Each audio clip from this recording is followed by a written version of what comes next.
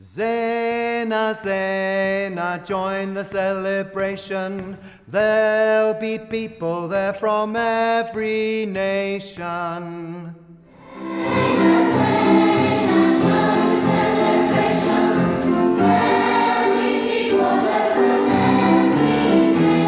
In the space of 4 days, they are singing absolutely beautifully in a number of different languages from memory.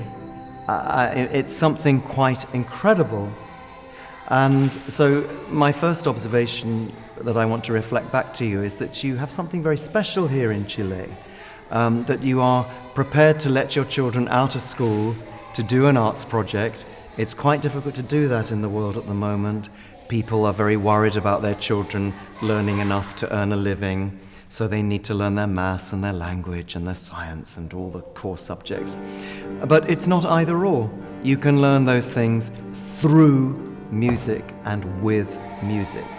And today, these children showed that they've learnt about geography, they've learnt about social history, they've learnt about other parts of the world, they learnt about languages from other countries.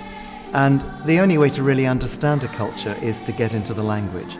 So for them to sing, for example, in Wolof from Senegal, any creative teacher can now run with that and say, let's have a look at Senegal children. Let's look at that part of Africa and let's see if we can do something with that and maybe do a project about different African countries, starting perhaps with Senegal.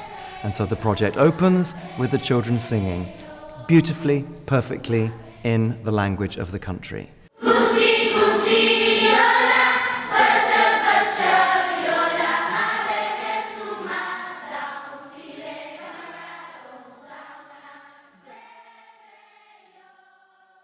This is very much a multilateral project.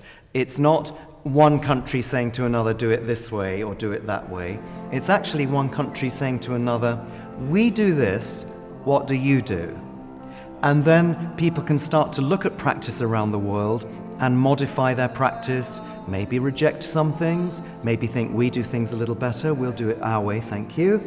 Or that's a very good idea, we'll take that one on. We want everybody sharing their expertise so that we can learn from each other. I, after 35 years of doing this, have learned so many things just from these 4 days in Chile, from talking to my Chilean colleagues and from teaching the children. And I will go back to the UK with lots of new ideas, which we will put online, and then the community, the World Voice community around the world, can share that.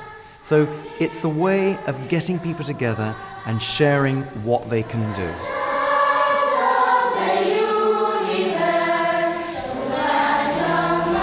The key element of this project are the teachers.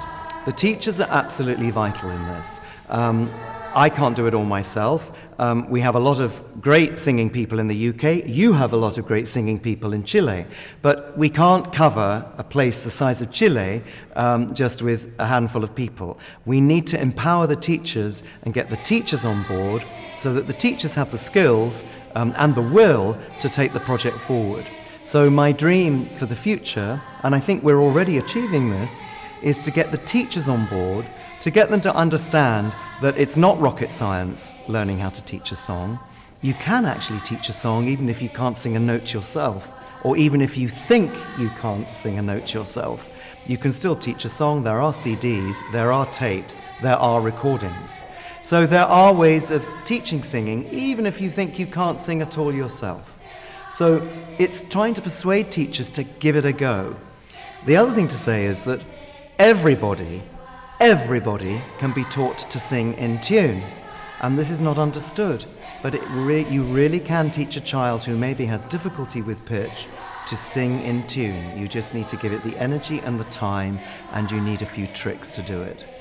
So my biggest vision, I think, is that we empower the teaching profession to take this forward, and we can get this then for every single child so that their learning is lively, bright and interesting and enriched by song.